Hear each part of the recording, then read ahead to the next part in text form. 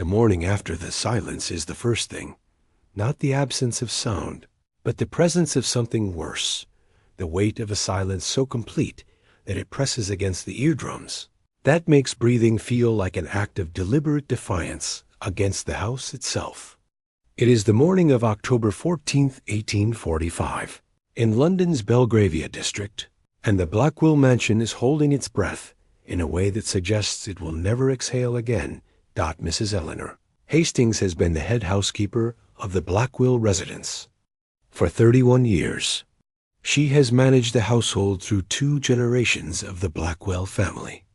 She has overseen servants, arranged flowers, maintained the silver, and kept the machinery of aristocratic life running with the precision of a woman who understands that her entire existence depends on making certain that nothing is ever out of place.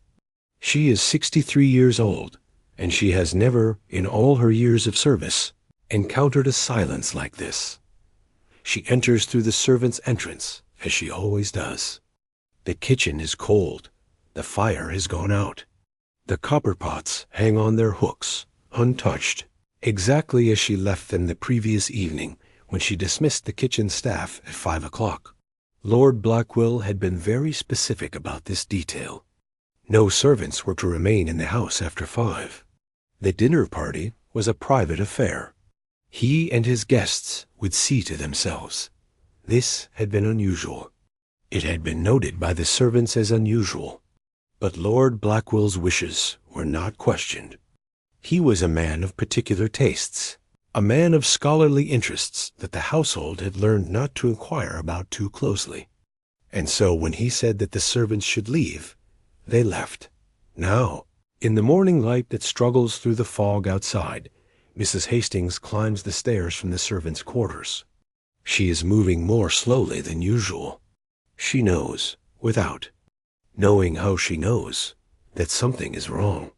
She can feel it in the way the house is sitting around her, in the quality of the air itself, which seems to have thickened overnight into something that is almost a solid. The dining room is on the first floor. She passes the parlor untouched, as always. She passes the library, where Lord Blackwell spends much of his time among his peculiar books and his stranger artifacts.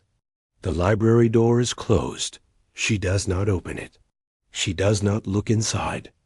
Dining room door is closed as well. This, too, is unusual. She has never known Lord Blackwell to close the dining room door. The house likes to be open, he had said once, in that way of his that suggested he knew something about houses that other people did not. She knocks. There is no response.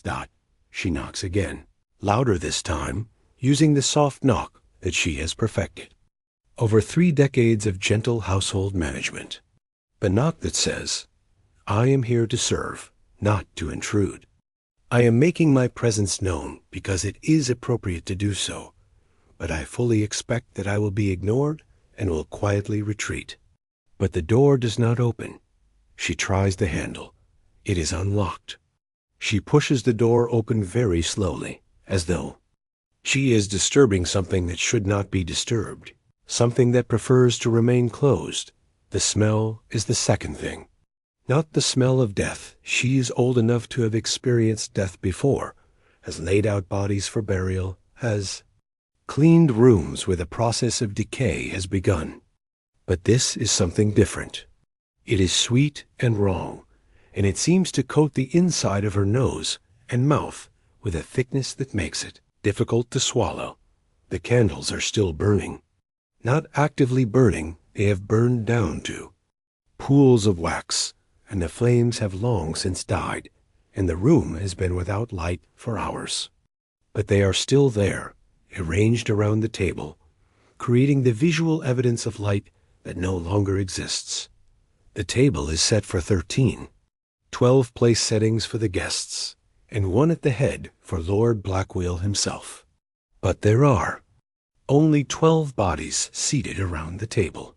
The chair at the head, the chair where Lord Blackwell should be sitting, is empty. The guests are arranged as though they have simply sat down to dinner and decided collectively and without discussion, to stop living. Their hands rest on the table or in their laps. Their posture is upright, formal, appropriate to a formal dinner. But their faces, Mrs. Hastings makes a sound. It is not a scream. It is something smaller and more terrible, a kind of compressed gasp, as though her body is trying to draw in air and expel something terrible at the same time. And the two impulses have collided in her throat. The faces are not peaceful. The faces are not the faces of people who have died quietly in their sleep. The faces are the faces of people who have experienced something so profound, so complete, so utterly beyond the realm of normal human experience, that the experience itself has frozen into their features. Their eyes are wide, not open in the peaceful way of a body that has been surprised by death, but wide in the way of eyes that have seen something and continue to see it, even though the mind behind those eyes is no longer capable of processing what is being seen. Their mouths are open as well, not in the rictus grin of certain types of death, but open as though they are all, collectively, in the middle of saying something that was never completed, a sentence that was cut off mid-word, a question that will never be answered. And every single one of them is staring at the empty chair. Mrs. Hastings backs out of the room. She does not run. She is too old and too trained in the protocols of her position to run. But she walks very quickly, and when she reaches the kitchen, she sits down at the servants' table and does not move for a very long time. The house around her settles into its new reality. The silence continues. The fog continues outside the windows. And the dining room, with its 12 dead guests and its one empty chair, continues to be exactly what it has become. A scene that cannot be explained, a moment that cannot be integrated into the normal order of things, a violation of something so fundamental that the world itself seems to be holding its breath in response. That it is Mrs. Hastings who calls for the police. It is Mrs. Hastings who, with the help of 2 footmen and the young detective who arrives first on the scene, breaks down the dining room door when it is discovered that it has been locked from the inside, locked somehow, though there is no key visible, no mechanism that could have been used to lock it from the inside, which should be impossible. And yet it is locked nonetheless. It is Mrs. Hastings who, when asked if she can identify any of the guests, gives the names in a voice that seems to come from very far away. 12 of London's most prominent citizens, the Bishop of Westminster, the Lord Chancellor's sister, a famous surgeon, a society painter, a renowned scholar of ancient languages. 12 people gathered together on a foggy night to participate in something that Mrs. Hastings knows with an absolute certainty that she will never be able to adequately explain to anyone was not a dinner party. Where is Lord Blackwell? The detective asks. He is a young man, perhaps 30, with the careful expression of someone who is trying very hard to appear professional in the face of something that professional training has not prepared him for. I do not know, Mrs. Hastings says. And then, because she feels that this answer is insufficient, and because she has spent 31 years understanding the importance of providing complete information, he has not been found in the house. The Blackwell household before the darkness 15 years earlier. The fog has always hung over Belgravia like a blessing and a curse, but in 1830, on a crisp autumn morning, it seems almost benign. The Blackwell mansion is newly constructed, a Georgian structure of red brick and white trim, with large windows that suggest openness and light. The gardens are beginning their seasonal decline. The roses are fading. The late summer flowers are browning at the edges, but there is still beauty in the arrangement, still order, still the sense that a guiding hand has arranged everything according to principles that make sense. Lord Arthur Blackwell is 45 years old. He is a man of medium height, with a kind of face that is neither handsome nor ugly, but remarkable primarily for the intensity of his gaze. His eyes are a pale blue-gray, and they seem to be constantly observing something that others cannot see. He wears expensive clothes, a lord's clothes, but he wears them with the distraction of a man who does not fully acknowledge that his body exists in the world. His mind is elsewhere. Always his mind is elsewhere. His wife is Lady Margaret Blackwell, and she is, on the surface, a perfect society wife. She is 38 years old, beautiful in the way that English aristocratic women are trained to be beautiful, controlled, restrained, suggesting that beneath the surface of her composure lies nothing whatsoever. She manages the household with absolute precision. She hosts the appropriate dinners and takes the appropriate walks. She wears the appropriate clothes and speaks in the appropriate tone. She has, over 15 years of marriage, perfected the art of occupying a space without claiming any of it as her own. There is a son, Thomas, age 12. He is a quiet child, the kind of child that other children do not quite know what to do with. He reads extensively. He prefers the company of books to the company of people. He has inherited his father's tendency to observe the world as though he is not quite part of it. The governesses who have tried to educate him have all come away with the same observation. The boy understands everything and explains nothing. The household staff is extensive, as is appropriate for a house of this size and status. There is Mrs. Hastings, who runs the household with quiet efficiency. There are 3 footmen, 2 parlor maids, 3 housemaids, 2 kitchen maids, a cook, an under-butler, and various others whose names are barely remembered by the family itself. These servants move through the house like ghosts, visible only when necessary, disappearing into the walls when not required. But there is something wrong in this house, something that sits beneath the surface like rot beneath beautiful wallpaper. It is visible only to those who know how to look for it, visible in the way that Lady Margaret sometimes pauses in the middle of a conversation, and her eyes go very distant, as though she is listening to a voice that no one else can hear. Visible in the way that Thomas draws strange symbols in the margins of his Latin lessons, symbols that his tutor carefully erases, but which always reappear.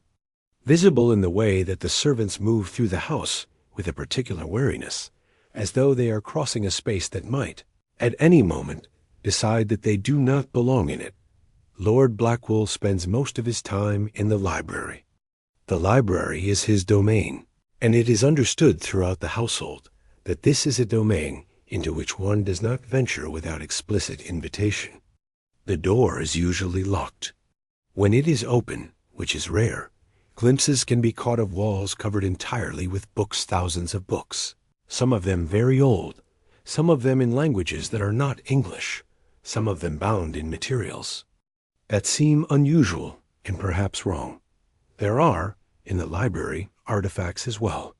A telescope pointed at nothing in particular. Dried plants suspended in jars filled with unknown liquids.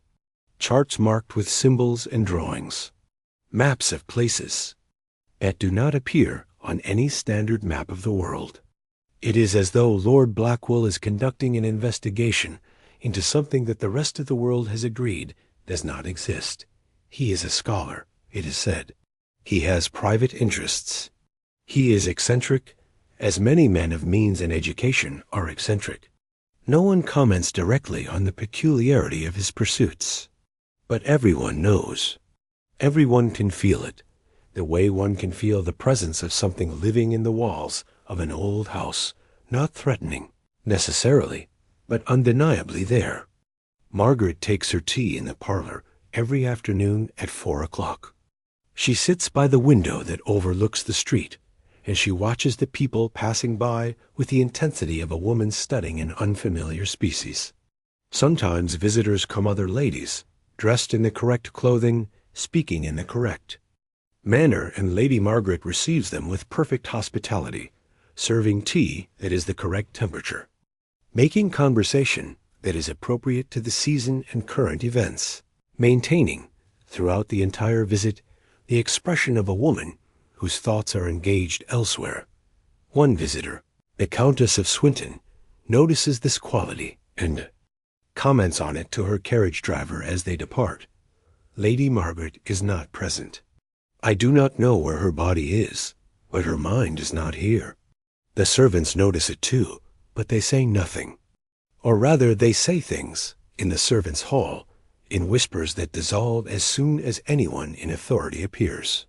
They speak of strange sounds from the library at night. They speak of Lord Blackwell, pacing the halls until dawn, speaking to himself in a voice that sounds almost like a chant. They speak of the way that certain rooms in the house have begun to feel wrong, not cold, exactly, but absent, as though the air has been drained out of them and replaced with something that only feels like air. And they speak, though this is the whisper that is most quickly silenced when a superior appears, of the way that Lord Blackwell sometimes emerges from the library with an expression of absolute joy on his face, the joy of a man who has just experienced or conceived of something so wonderful that he cannot contain it, followed moments later by an expression of profound despair, as though he has just understood that the wonderful thing he has conceived of is impossible to achieve. Thomas, in his bedroom on the 3rd floor, draws increasingly elaborate diagrams. His tutor attempts, with increasing desperation, to redirect the boy's studies toward more conventional subjects. But Thomas is not interested in conventional subjects. He is interested in the world beneath the world, the reality that lies beneath, the surface of acceptable reality. He reads everything in his father's library that his father will permit him to read, and attempts to read everything that his father will not permit him to read by sneaking into the library late at night when the house is asleep. That is on one of these midnight visits to the library that Thomas encounters his father. Lord Blackwell is standing by the window, fully clothed, though it is 3 o'clock in the morning. He is staring out at the fog, which has settled over London with absolute completeness, erasing the street below, erasing the rest of London, leaving only the Blackwell mansion as the sole remaining point of reference in a world that has otherwise ceased to exist. The veil is thinning, Lord Blackwell says. He does not turn around. He does not seem to have noticed that his son has entered the room. I can feel it. Every year it grows thinner. Every year the boundaries between what is and what might be grow more permeable. Thomas, who is 13 years old and should probably be frightened, instead feels a surge of recognition. This is the voice of the man he has been looking for his entire life. This is the voice of someone who sees what Thomas sees, who knows what Thomas knows, who understands that the world is not what people claim it to be. Can you feel it? His father asks. Now he does turn around, and his eyes are bright with something that is not quite madness, but is related to madness, is a cousin to madness, is standing very close to the border where sanity ends and something else begins. Yes, Thomas says, and he means it. Good, his father says. Good, because I am going to need someone who can feel it. I am going to need someone who understands. And you are the only person in this household who does. From that night forward, Thomas begins his real education. Not the education provided by governesses and tutors, but the education that his father provides in the library, in the hours when the rest of London is asleep and the fog is thickest and the boundaries between worlds seem most permeable. He learns about the old systems, the old languages, the old ways of accessing the things that lie beneath the surface of reality. He learns about ritual and about the precise arrangement of words and symbols and intentions that can create spaces where the normal rules of the world cease to apply. He learns about the veil, the barrier between the living world and the other world, the world that exists in parallel to the one that everyone can see. And he learns that his father is planning something large, something that will require more than just the two of them. something that will require the gathering of specific people, the arrangement of specific circumstances, the creation of a moment when the veil can be pierced entirely. And what lies on the other side can, for the first time, be truly seen. Lady Margaret knows, though her husband does not know that she knows. She finds the letters hidden in the desk in the library, letters to potential participants, carefully worded, speaking in a language of metaphor and suggestion, but making clear that Lord Blackwell is planning something that is more than a dinner party. It is a ritual, an experiment, an attempt to breach the barrier between worlds. She reads these letters in the darkness of the library, by the light of a single candle, and she does not feel what she perhaps should feel: alarm, fear, a desire to put a stop to this madness. Instead, she feels a strange kind of resignation. She has known, perhaps from the moment she married this man, that he was not truly present in the world, that he was always looking past it toward something else. And if this is where that looking has led him, then perhaps this is where they were always meant to end up. She does not stop him. She does not call for help. She simply continues to manage the household, continues to serve tea at the correct temperature, continues to smile at the appropriate moments. And she waits, with the patience of a woman who has learned not to question her own fate, for the evening that her husband has been planning for 15 years to finally arrive. The invitation and the preparation, the letters arrive over the course of 3 months, each one carefully worded, each one extended to specific individuals who have been chosen for reasons that only Lord Blackwell fully understands. They are not invitations to a dinner party, exactly. They are more in the nature of invitations to a private gathering, an evening of intellectual conversation among people of similar interests, a chance to explore the boundaries of human knowledge and perception.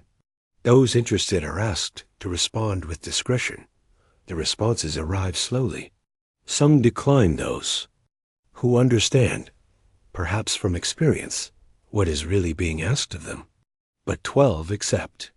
12 people, each of them educated, each of them a person of influence and status in London society, each of them driven by a hunger to understand something that lies beyond the normal comprehension of the world.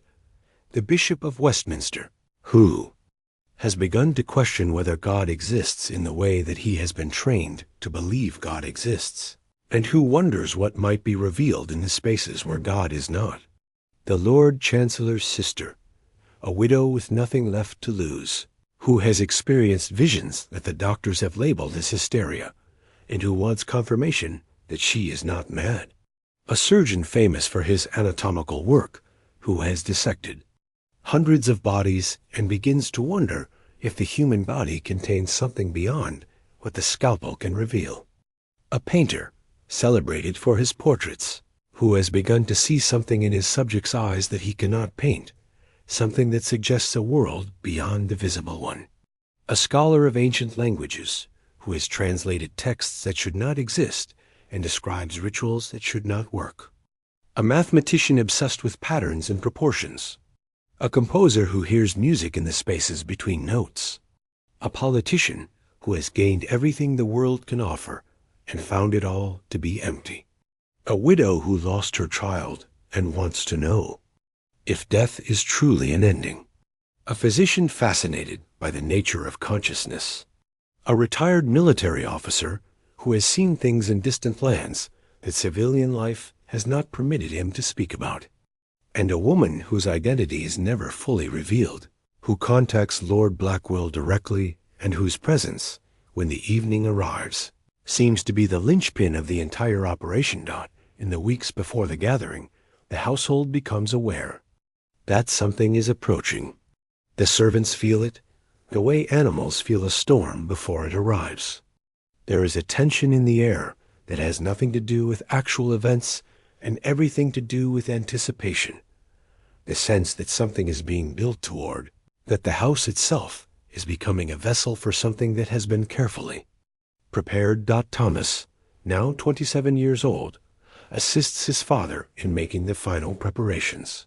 The dining room is arranged according to precise specifications. The candles are placed at specific intervals around the table. Symbols are drawn on the table itself, invisible to the untrained eye, but present nonetheless, arranged in patterns that follow mathematical principles that have been discovered by studying ancient texts and forgotten traditions. The wine is selected with particular care. Not poisoned, as some have speculated, but infused with compounds that have been carefully extracted from plants that grow only in specific regions, plants that have properties that alter consciousness in ways that are both predictable and subtle. The food is prepared according to instructions that Lord Blackwell provides to the cook, instructions that specify not just what should be prepared, but how it should be prepared, at what time, and with what intention. Food prepared with intention is different from food prepared without intention. He tells the cook, who is old enough to know better than to question the lord of the house. The intention becomes part of the food. It becomes part of the person who eats it. Lady Margaret watches all of this preparation with the expression of a woman who is observing the approach of her own death without being able to prevent it. She has known for years that this night would come. She has known that it would involve her husband, and it will involve these specific people, and it will involve something that lies beyond the normal range of human experience. And she has done nothing to prevent it. The servants begin to speak more openly about the coming event. They speak of the wrongness that seems to be emanating from the dining room. They speak of the way that certain servants have begun to feel ill, to experience strange dreams, to wake in the night with the sense that something is moving through the house.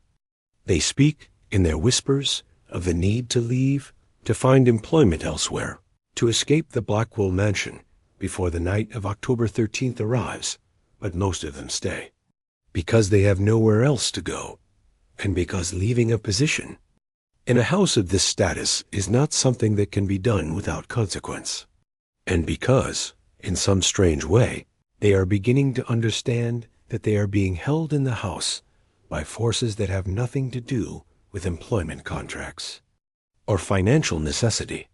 The house wants them to stay, or something in the house wants them to stay, or something about the approaching evening requires their presence, requires them to witness what is about to happen, even if that witnessing is only indirect, only sensed from the servants' quarters below, only felt in the quality of the air and the texture of the silence. On the evening of October 12th, Lord Blackwell gathers the household staff and dismisses them. It is 5 o'clock in the evening. He tells them they are not to return until the morning of October 14th. He pays them extra wages for the inconvenience. He tells them that he and Lady Margaret and Thomas will be perfectly capable of seeing to the needs of the guests. And he looks at each of them, one by one, with an intensity that suggests he is seeing not who they are, but rather what they might become, what role they might play in a larger pattern that extends far beyond this moment. Mrs. Hastings, looking at his face, understands that she will never see this house again after tomorrow morning. She understands that whatever is about to happen will fundamentally alter the trajectory of her life, will separate her existence into a before and an after, will mark a moment after which nothing will be quite the same. Safe travels, Lord Blackwell, tells them all. I trust you will find suitable accommodations in the city. And as the servants file out, gathering their things, collecting the small possessions that remind them of their lives outside the house, there is a sense among them of something being completed, of a contract being fulfilled, of a bargain that was struck long ago, perhaps at the moment they were first hired into this house, finally coming due by 5:30. The house is empty except for Lord Blackwell, Lady Margaret, and Thomas. The fog is beginning to settle over. London, descending slowly, covering the city in layers of white mist that erase the boundaries between things. In the dining room, the candles are lit. The table is set. The symbols are in place. The house is ready. And somewhere, in the darkness of the city, 12 people are beginning their journey to Belgravia. 12 people, each carrying their own desperate hopes, their own unanswered questions, their own hunger to know what lies beyond the veil. 12 people who have been selected because they are broken in very specific ways, who have been shattered by their own experiences, who have learned that the world is not what they were taught it was. 12 people, traveling through the fog, toward a house that seems to be waiting for them, toward a dinner party that is not a dinner party, toward an evening that will alter not just their own existence, but the existence of everyone who comes into contact with the story of what happens next. The night of October 13, the guests arrive between 7 and 7:30 in the evening. They come in carriages that emerge from the fog like ships surfacing from beneath black water. They climb the steps to the Blackwell mansion.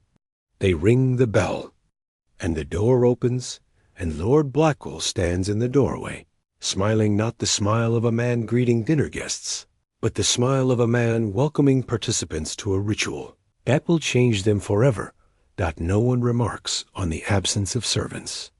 This is Lord Blackwell's intention.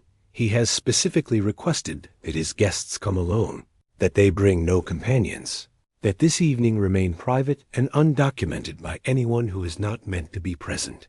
The guests are shown to the dining room.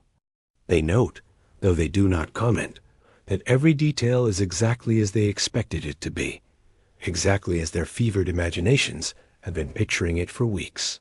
The table is long and formal. The candles cast their light and their shadows. The symbols on the table are visible now to those who know how to see them.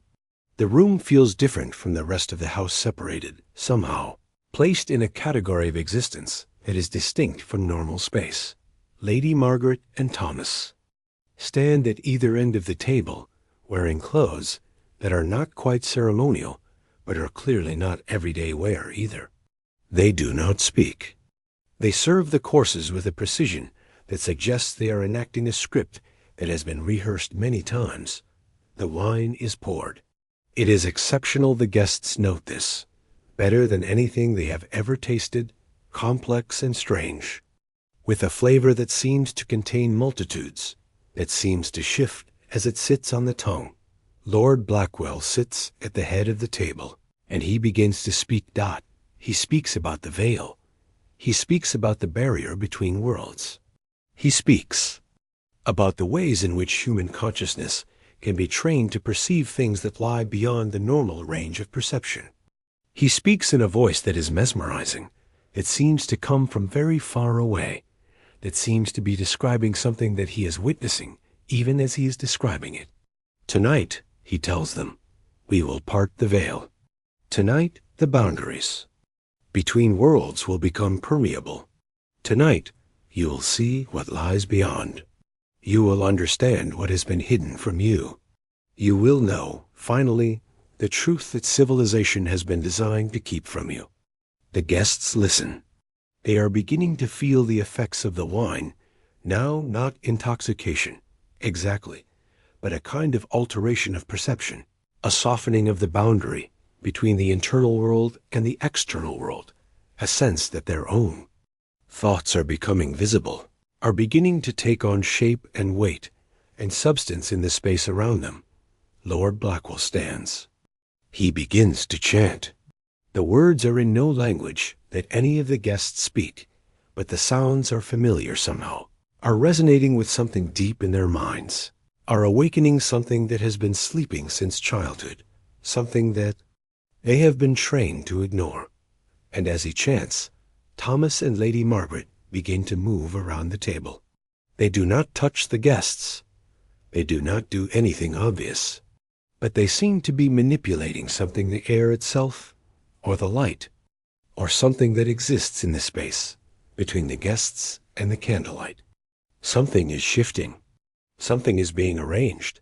The guests begin to see things, not visions exactly, but presences, shapes that move at the edge of their perception, forms that are almost human, but not quite human, entities that seem to be pressing against the surface of reality, pressing from the other side, pressing toward a moment of breaking through, and the room begins to fill with a kind of presence. Not threatening, necessarily, but utterly overwhelming. Not visible, but undeniable.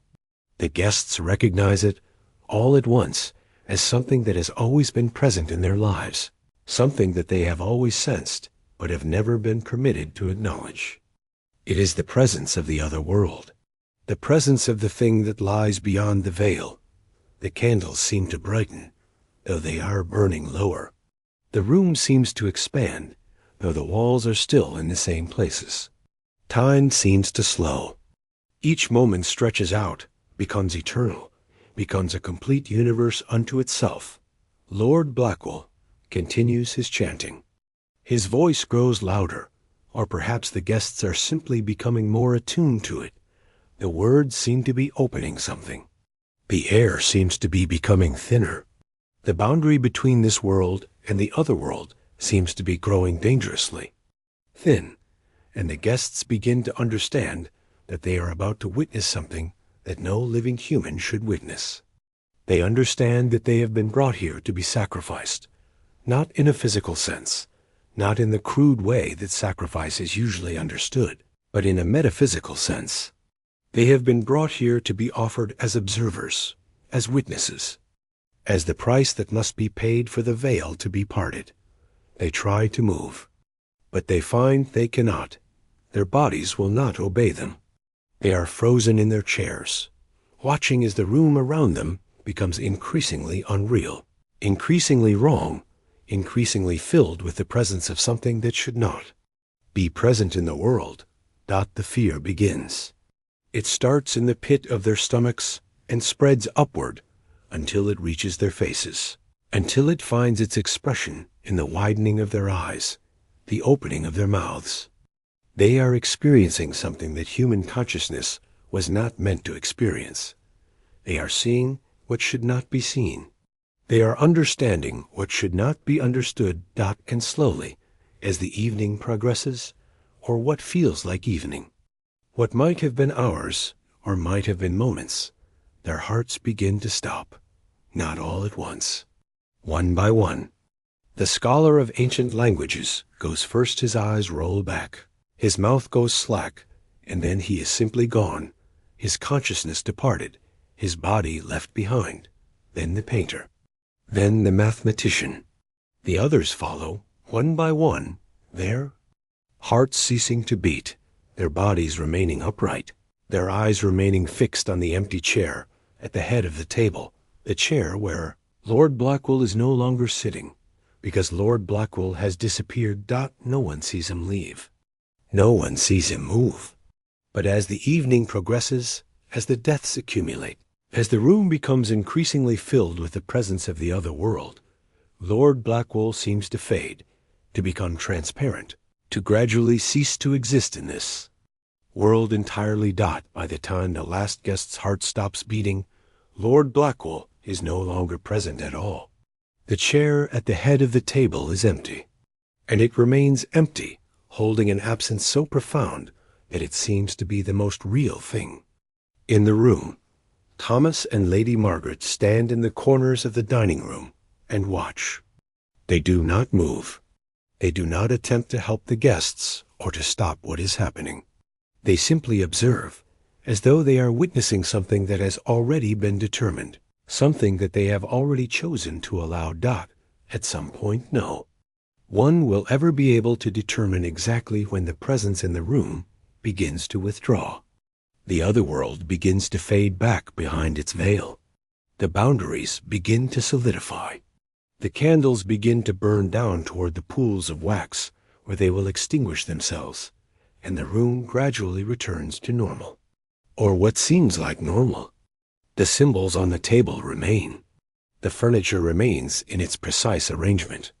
The bodies remain in their chairs, their eyes still wide, their mouths still open, their faces still fixed in the expression of absolute terror that comes from having seen what should not be seen.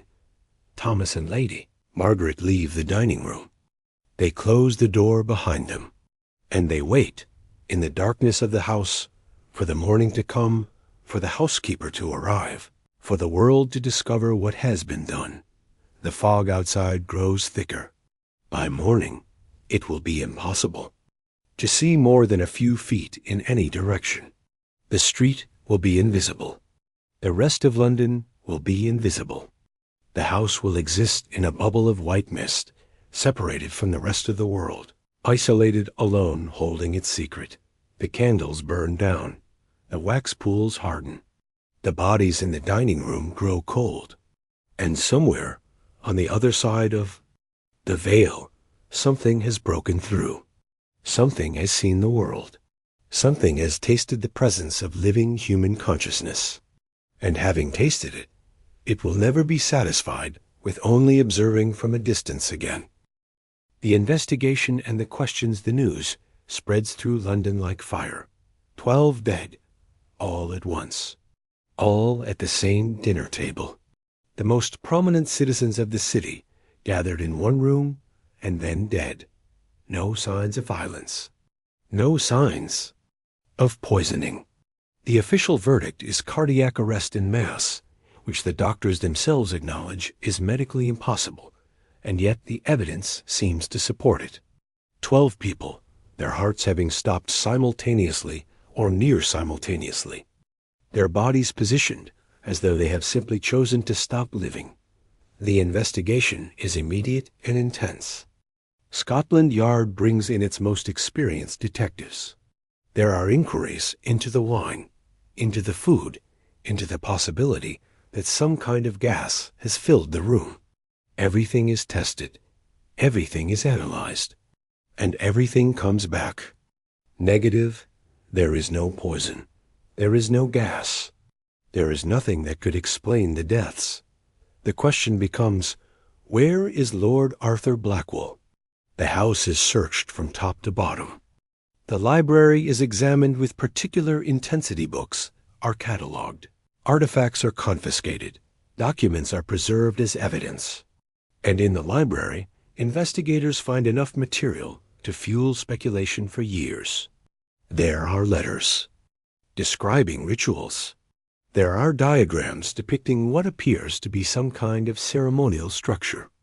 There are translations of ancient texts, some of them describing the parting of veils, the breaching of boundaries between worlds, the summoning of presences that should not be summoned. And there are notebooks filled with Lord Blackwell's own handwriting describing his intentions. He has documented in meticulous detail his plans for the evening of October 13th. He has written about the selection of the guests chosen specifically because they are broken in particular ways, because they carry particular kinds of emptiness that might be attractive to the other world. He has described the ritual itself, the precise words to be spoken, the arrangement of symbols, the use of compounds designed to alter consciousness. And in the final entry, dated October 13th, written in a hand that is increasingly erratic and difficult to read, he has written, "Tonight I will complete what I have begun. Tonight the veil will part, and I will step through. I will not return, but what I send back in my place will be far more interesting than what I take away. The world will never be the same." The investigators conclude that Lord Blackwell has murdered his guests and then committed suicide. But there is no body, no evidence of suicide, no way that he could have left the house. The doors were locked from the inside. The windows were sealed. The only way out would have been through the servants' areas, which were empty and could be easily observed from outside. Thomas is arrested. Lady Margaret is arrested. They are questioned extensively.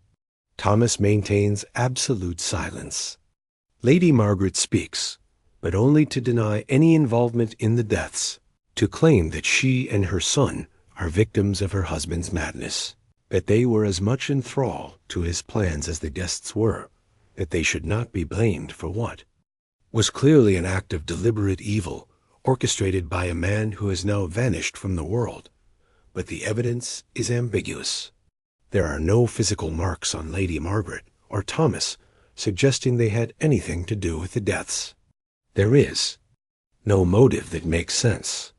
And the simple fact is that they are still alive, while everyone else in the room is dead. This fact alone raises a question that cannot be easily answered. If Lord Blackwell intended to kill everyone in the room, why didn't he kill his wife and his son? The theory that eventually gains acceptance among the public is this: Lord Blackwell has staged his own disappearance. He has escaped the house through some secret passage that the investigators have failed to discover.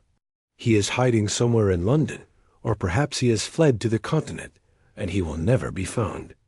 His wife and son are either complicit in his escape or are simply too frightened to admit what has happened. The trial is a sensation. The newspapers cover every detail. The public attends in vast numbers. Lady Margaret's testimony is carefully constructed. She admits nothing, denies everything, maintains a facade of dignified suffering throughout. Thomas does not testify at all, remaining silent, his silence itself becoming a kind of testimony, a kind of admission of guilt that cannot be articulated in words. Both are eventually acquitted, the evidence being insufficient to prove guilt, beyond reasonable doubt. But the acquittal brings them no relief. They are, in the eyes of London society, guilty nonetheless. The doors of respectable society are permanently closed to them. They are marked, stained, contaminated by association. With the horror of that night, Lady Margaret withdraws from public life entirely. She disappears into the house, not the Blackwell mansion, which has been seized and investigated, and is now considered too notorious to remain in private hands, but a smaller house on the outskirts of London, in a neighborhood where the neighbors are not the sort to inquire too closely into the past of their acquaintances. Thomas is different. He does not withdraw. Instead, he begins to document what happened, writing accounts that are not quite journal entries and not quite confessions. He writes about his father's intentions. He writes about the night itself, as he experienced it. Standing in the corner of the dining room, watching as 12 people were slowly murdered by the force of their own perception of the other world. He writes about what he saw in the room, the presences that seemed to manifest, the moment when he became aware that his father had departed this world entirely. And he writes, in careful detail, about what his father meant to achieve, not the death of the guests, though their death was inevitable once the veil had been parted, but the opening of the veil itself, the permanent alteration of the boundary between this world and the other world, the creation of a breach that would allow traffic to move both directions across the barrier, not just the consciousness of the living perceiving the dead, but the presence of the dead beginning to move back into the world of the living. These writings are published posthumously, after Thomas himself dies, under a pseudonym. They are considered by most people to be fiction, a brilliant work of horror literature, nothing more. But there are those who read them differently. There are those who understand that Thomas is not describing the supernatural in the language of fiction, but rather describing something that he witnessed, something that he understood, something that left him with no choice but to attempt to communicate it to a world that would inevitably dismiss it. The question that no one can answer is, did Lord Blackwell succeed? Did the veil remain parted? Did he continue to exist on the other side of reality as he seemed to intend? Is there now a permanent weakness in the boundary between the living world and the world of the dead? Is the presence of the other world always slightly closer to us than it was before October 13th, 1845? These are questions that cannot be answered with the tools of science or law, and so they remain open, festering, a kind of wound in the collective consciousness of those who know the story. They remain as a reminder that there are things in the world that cannot be adequately explained, things that do not fit neatly into the categories that civilization has created, things that suggest the possibility of a reality far stranger and far darker than the official version of history permits us to acknowledge. What remained when they were gone, Lady Margaret lives for another 37 years after the trial. She dies in 1882, at the age of 95, in the small house on the outskirts of London, in a bedroom that overlooks a garden that she has tended obsessively. That has become the only thing in her life over which she maintains any kind of control.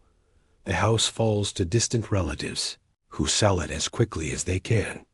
No one wants to remain in a house associated with the wife of a man who may have murdered 12 people, who may have disappeared into another dimension, who may have fractured the veil between worlds. The house is sold and resold, and eventually demolished to make way for newer construction. Thomas dies younger in 1868, at the age of 55, from a cause that is listed as a heart condition, but which his doctors, who have read his writings, suspect is something else. They suspect it is the weight of knowledge that he carries, the burden of understanding something that should not be understood, the slow deterioration that comes from being profoundly separated from the normal human experience of the world. His writings survive him. They circulate in limited editions among people who are interested in such things, people who read them as literature or as philosophy or as case studies in madness. But there are readers who understand that Thomas is documenting something that actually happened. Readers who understand that the story of the Blackwell dinner party is not metaphorical but literal, that 12 people died in that dining room for reasons that go beyond poison or disease, that Lord Blackwell achieved something that he intended to achieve, and that the world, though it does not acknowledge it, has been fundamentally altered by that achievement. In 1890, a researcher named Dr. James Whitmore publishes a book analyzing the Blackwell case. He has tracked down testimony from servants, examined the original police reports, read Thomas Blackwell's writings in their entirety, and he concludes that Lord Blackwell did not commit suicide or flee. Instead, he concludes, Lord Blackwell succeeded in his primary goal. He parted the veil. He stepped through it. And he did not return. Dr. Whitmore's book is initially dismissed as the speculation of a man with an overactive imagination. But as the years pass, as interest in the occult grows, as spiritualism becomes fashionable among certain segments of society, the book gains a kind of cult following. People who are interested in the occult, in the paranormal, in the possibility of breaches in the boundary between worlds, read the book and find in it a kind of validation for their own experiences, their own sense that reality is not what they have been taught it is. The Blackwell mansion itself stands empty for many years. It falls into disrepair. The windows are broken. The interior is pillaged for anything of value. And yet, despite this decay, people who pass by it report a sense of wrongness, a sense that something is fundamentally altered about the space, something that suggests that the parting of the veil may have left permanent marks, permanent weaknesses. In the fabric of normal reality. In 1920, the mansion is finally demolished. But this demolition does not bring relief to the neighborhood. Instead, those who live on that street report that the sense of wrongness has intensified, as though the demolition of the physical structure has done nothing to erase the energetic imprint that was left behind by what happened inside it, the metaphysical damage that was done by the parting of the veil. In the present day, the year 2024, the site of the Blackwell mansion remains a park. A peaceful park with benches and trees and a small pond. And yet, people who visit the park report strange experiences. Dogs refuse to walk on certain sections of the grass. Birds do not nest in the trees that grow there. And on foggy nights, when the mist descends in a particular way, people report seeing figures in the fog, figures that are not quite human, figures that seem to be observing the park with an attention that is unnerving. That suggests a kind of consciousness on the other side of reality, a kind of awareness that something has broken through, that something from the other world is now present in this one. None of this can be proven. None of it can be scientifically verified. But the testimony is consistent, reported by different people across different time periods. all describing similar experiences, all pointing to the possibility that something fundamental was altered on October 13th, 1845, that Lord Blackwell achieved his goal, that the veil remains parted, and that the presence of the other world continues to seep through the crack that was created that night. The question of what Lord Blackwell intended by opening the veil is never answered. Did he intend to allow the world to see what lies beyond? Did he intend to breach the boundary permanently? Did he intend to open a door through which something might travel, some presence from the other world that would begin to inhabit the physical reality alongside the living? Thomas's final writings suggest the answer: all of the above. Lord Blackwell intended, by parting the veil, to alter the fundamental nature of reality itself, to create a world in which the boundary between the living and the dead, between this known and the unknown, between what can be perceived and what can only be sensed, would become permanently permeable, to ensure that what he saw would not be forgotten, that his understanding would not die with him, that the world would eventually be forced to confront the existence of something that it had refused to acknowledge. And in this goal, he succeeded. The 12 guests died, but they died so that others might understand. They were sacrificed, though they did not know they were being sacrificed, so that the world would have to confront the reality of what they perceived in that final moment, the presence of the other world, the existence of something beyond the veil dot. And Lord Blackwell, having achieved his goal, stepped through the veil himself. He did not flee. He did not commit suicide. He simply ceased to exist in this world, having completed the work that he intended to complete, having altered reality in the precise way that he intended to alter it. And the fog that descended on London that night has never quite lifted. It remains, in a metaphorical sense, a permanent feature of the landscape. It obscures what happened. It prevents the world from seeing clearly. And in the spaces where the fog is thickest, in the moments when the mist descends and the boundaries between worlds become thin, the presence of the other world can be sensed, waiting, watching, gradually learning how to manifest itself more fully in the physical realm. The Blackwell family is gone. The mansion is demolished. The servants who survived that night are long dead. But what was opened on October 13th, 1845, remains open. And somewhere, on the other side of the veil, Lord Arthur Blackwell waits, fully aware that the world is gradually being prepared to perceive him, to understand what he was attempting to achieve, to accept the reality of what he opened. And the fog continues to descend. And in that fog, sometimes, if one is very quiet and very attentive, one can hear the sound of a voice speaking in a language that is not quite human, describing the world from the other side of the veil, preparing humanity for the day when the veil has worn so thin that it will no longer be possible to pretend there is any barrier between the living and the dead, between reality and whatever lies beneath it. The story does not end. It simply waits.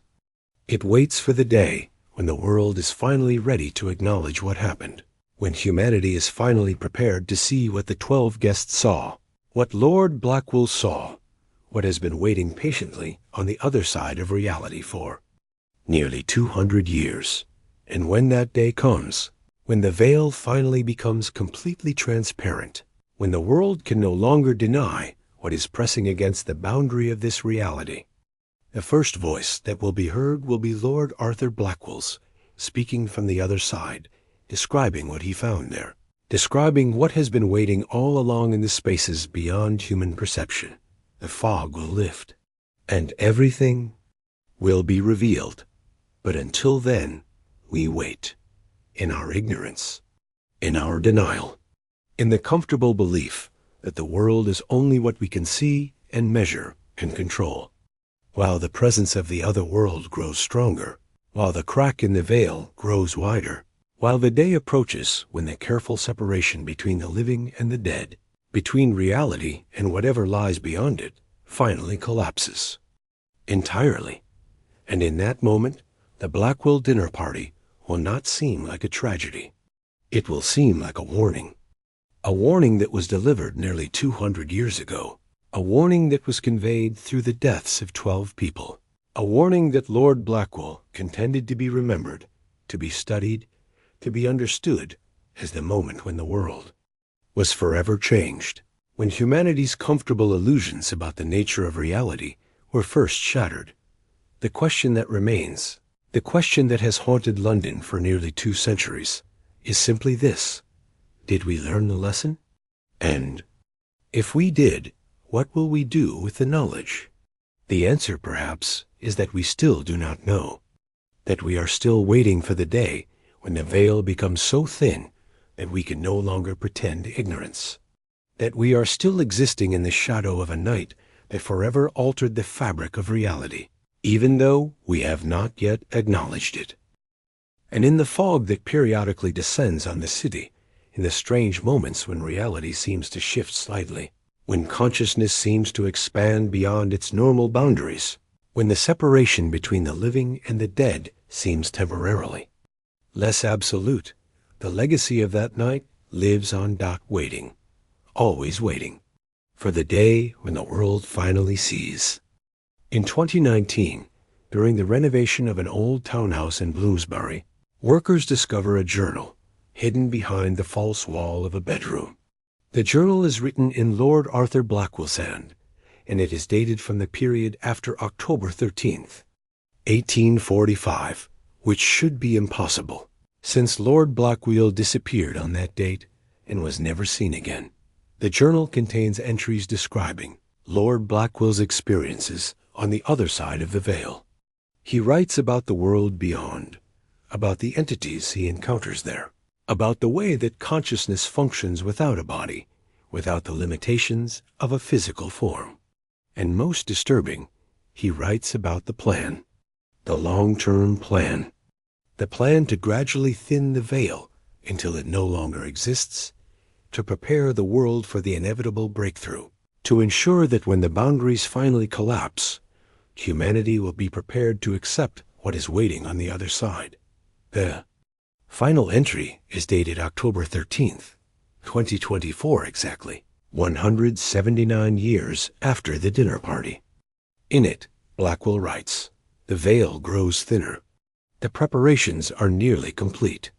Those who died at my table have become ambassadors, moving through the spaces between worlds, preparing humanity for what is coming. Soon the barrier will no longer be passable only in one direction. Soon what exists on this side will begin to bleed into what exists on that side. And what exists on that side will become increasingly visible, increasingly present, increasingly undeniable. The world does not yet understand what it is being prepared for, but it will. In time, it will." The journal disappears shortly after its discovery. The workers who found it are questioned, but they provide contradictory accounts of what happened. Some say it was seized by men in black suits who offered them money to remain silent. Others say it simply vanished, that they set it down and returned moments later to find it gone, as though it had been lifted out of the world itself. The townhouse is demolished 3 months later, the owner suddenly deciding to cash in on the property and move away. No explanation is given for the sudden decision. And in the park where the Blackwell mansion once stood, the fog has grown thicker in recent years, thicker than it ever was before. And in that fog, for those who know how to listen, can be heard the sound of voices speaking in a language that is not quite human, speaking in the voice of those who died in that dining room, speaking in the voice of Lord Arthur Blackwell, speaking from the other side of the veil, preparing the world for what is coming. The question that historians ask is, was the journal genuine? Was it somehow created by Blackwell after his disappearance? Or is it evidence that the veil is becoming so thin that messages from the other side are beginning to manifest in the physical world? These are questions that cannot be answered. These are questions that belong to the realm of speculation, of mystery, of the spaces where certainty breaks down and reality becomes ambiguous. And perhaps that is the final legacy of the Blackwell dinner party. Not the deaths themselves, but the questions that those deaths created. Questions that have echoed through nearly 2 centuries, that continue to echo in the present day, that will continue to echo into the future questions about the nature of reality, about the boundaries between the known and the unknown, about what lies beyond the veil, about whether those boundaries will continue to hold or whether they are destined to collapse entirely. The world waits. In ignorance or in knowledge, it does not matter. What matters is that the day is coming when the veil will no longer separate the living from the dead, when reality will reveal itself to be far more complex and far more terrifying than civilization has permitted us to believe. And when that day comes, perhaps then we will understand what Lord Arthur Blackwell was attempting to achieve. What he achieved on October 13th, 1845. What he has been preparing for nearly 200 years. Perhaps then the questions will finally be answered. But until then, we exist in the shadow of that night, in the presence of a mystery that refuses to be solved, in the knowledge that something fundamental has been altered, something that no amount of investigation or denialism or scientific methodology can restore. To its original state, the veil has been parted, and it will never fully close again.